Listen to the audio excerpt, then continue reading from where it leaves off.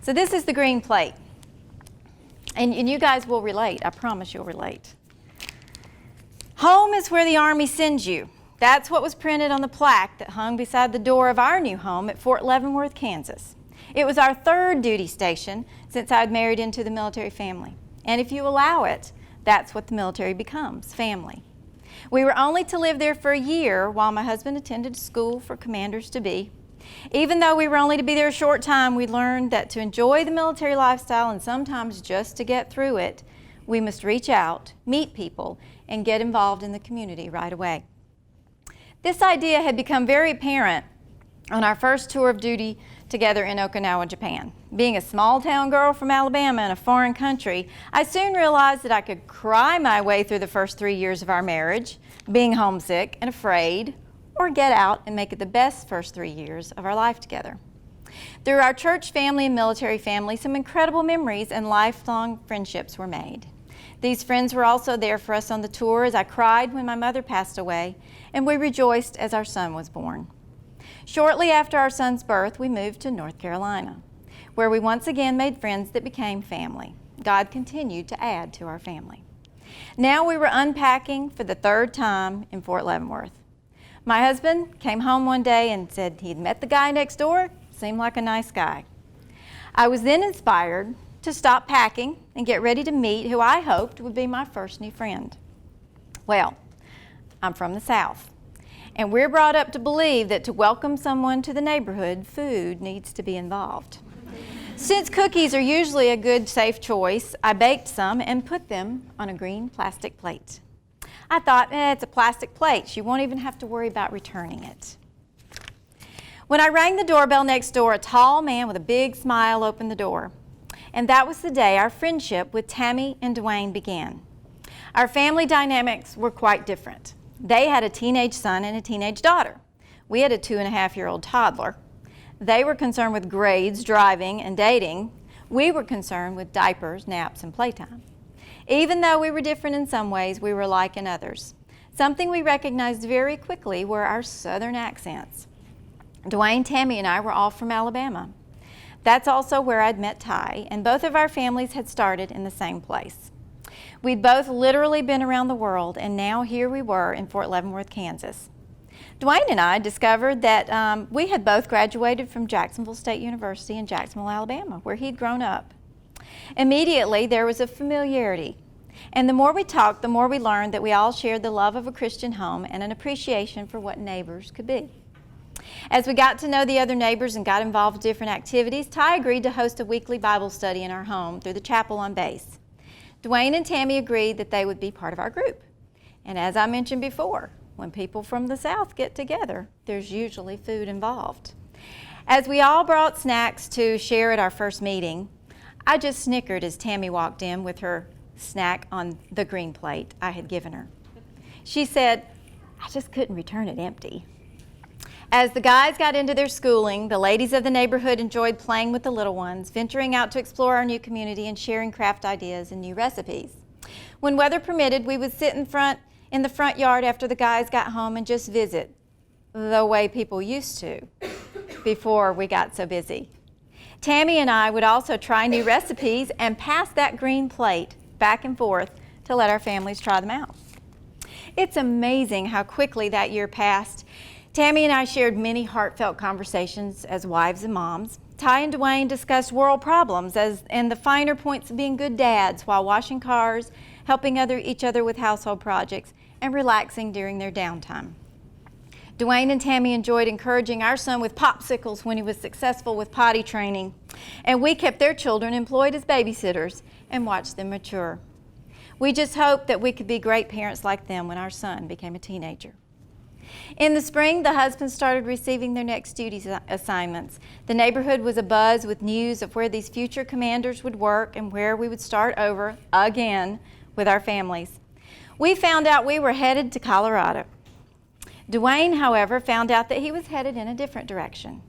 I'll never forget the day we were out in our front yard and he walked out and said, "Pentagon, we're headed to D.C." And he was thrilled. As our time there drew to a close, we all dreaded saying farewell. And Tammy had told me that she didn't like goodbyes and that she would try her best not to have to say goodbye to me. The sweetest thing she could have done is just what she did. As we were all packing up, she brought me the green plate. She said with watery eyes, "You keep it." That meant so much to me. But I had no idea at the time how precious that one plate would become. A little more than 2 months had passed when we found ourselves once again settled in a new home in a new community. We missed our friends terribly, but we were enjoying sunny Colorado Springs, Colorado. Once again, we were blessed with new friends who made our transition much easier and helped us feel at home. Ty was busy with his new job, and I was happily teaching where our son attended preschool. When I got to work one morning, the school secretary stopped me as I walked by the office and said, "Hey, did you hear the news?" And that was the morning of September 11th, 2001. The Twin Towers had been attacked, and a little while later, we heard about the Pentagon and the plane that went down in Pennsylvania. Ty came to the school and said, "Just go straight home, don't stop for anything. We have no idea what's going on." When I got settled at home, my thoughts immediately turned to Dwayne and Tammy, and I called and heard her voice on the phone, and that was a relief, as I assumed since she was at home that Dwayne was fine. I quickly asked, "Is he home? Is he all right?" She said very calmly, "He left this morning, and I haven't heard from him yet." I told her that we were praying for her and that I would hang up in hopes that he would call soon. Days went by with no word, and each time I would call to check on her, I'd hope to hear good news. And finally, we received an email from Dwayne's son that said that his dad had been found, but he had gone on to be with his Lord. Along with Tammy and the rest of the nation, we experienced sadness, anger, disbelief, and fear. Our world would never be the same again. Several years have passed and several moves have taken place since then, and each time we unpack, I unwrap that green plate. And I remember the possible friendships that await if we reach out and give of ourselves. With every move, we've been blessed with wonderful friends who we consider to be family. So yes, home is where the Army sends you. And when you're in your home enjoying the freedom that you have, remember those who are in faraway places in harm's way, and those who have lost loved ones who served proudly and fought for that freedom. But I also encourage you to get out a cookbook and a plate of your own and spend more time with those who are around you. Get out and meet somebody new. You never know what tomorrow may bring. So that's my little story, and you guys probably have many stories such as this. I would imagine many of you could tell a story of remembrance about that day as well. But what has made this really carry on, not only remembrance of what happened that day, but carry on the, it's not a tradition, but it could become a tradition, a military tradition, to carry on this idea of reaching out. Ty was the commander of not a traditional SF unit. It was an Army unit.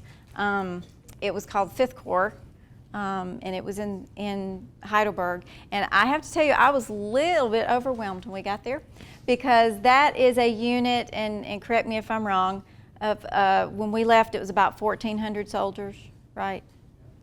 With about 4,500 family members that we were dealing with, and I know y'all are dealing with many as well, but I was a little overwhelmed there.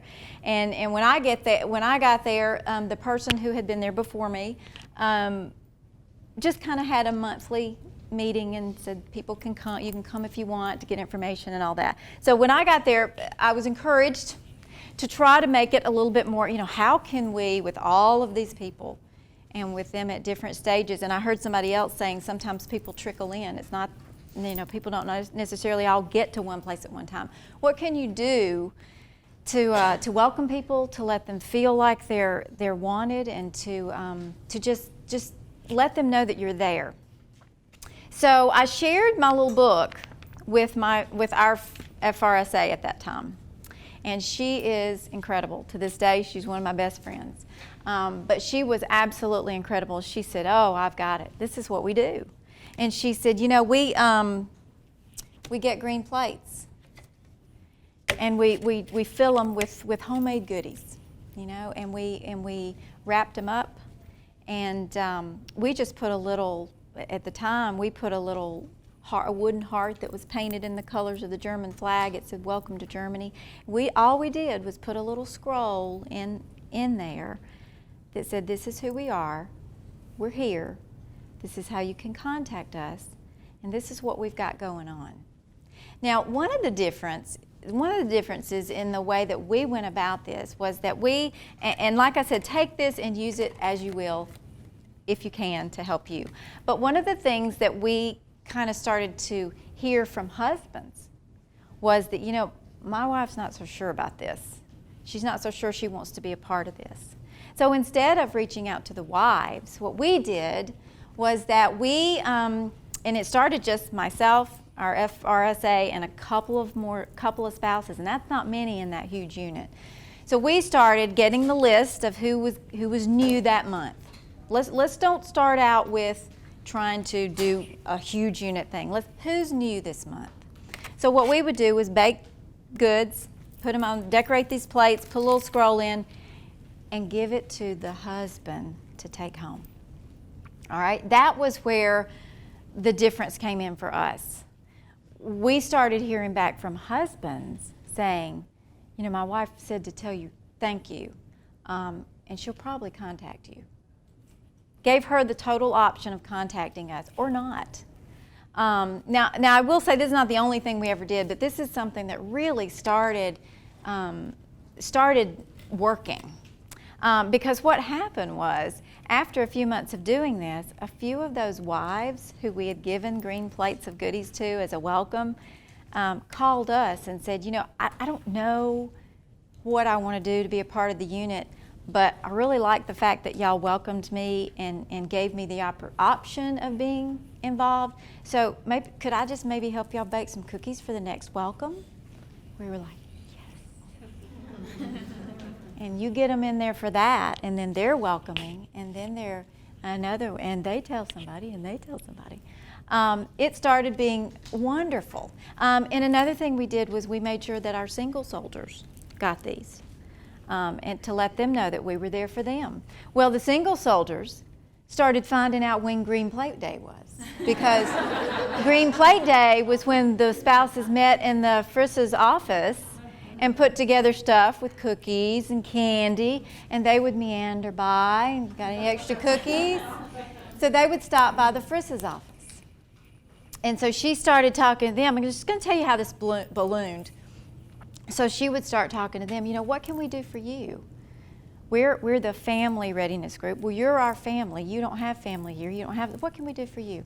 So I have to tell you, we laugh about it now because a few of the guys were like, well, it sure is nice to walk by here every month and get something homemade, you know, instead of just buying everything. And so it led her to talk a little bit more to them and say, well, what do you guys, do you just eat at the chow hall all the time? Yeah, pretty much, or go out or whatever. And, you know, she said, well, you know, you've got a kitchen in your barracks. Do y'all ever cook or anything like that? No, I don't really know how to cook. And so we're like, the Frista said, well, what if we taught you how to cook? They were like, yeah, that could be fun. So that blossomed into a whole new event that we started having monthly. We had cooking lessons in the barracks. And we invited spouses to come in and share recipes, simple recipes that wouldn't cost much to make. We started very small. We probably had 10 soldiers come in the first night. We ended, after doing it for a year and a half maybe, we ended at General Carter Ham's house on post, who was the Europe commander, with, I don't know, probably 300 people, 300 single soldiers and other people, because it had gone throughout the base, it had trickled throughout the base, and we would, what? We called it cheap eats, is what we did. We called it cheap eats. And people started hearing about cheap eats, and they're like, well, think about it, guys, cheap. There you go, that brings people in. And with guys and girls, eats. I mean, you can't beat it. So we had our last cheap eats at the General's house over in Heidelberg, and it made the Stars and Stripes. It was awesome. It was awesome. But if you think about it, that just provided a great sense of community. And I tell you, when I remember at his change of command, you know, I had so many.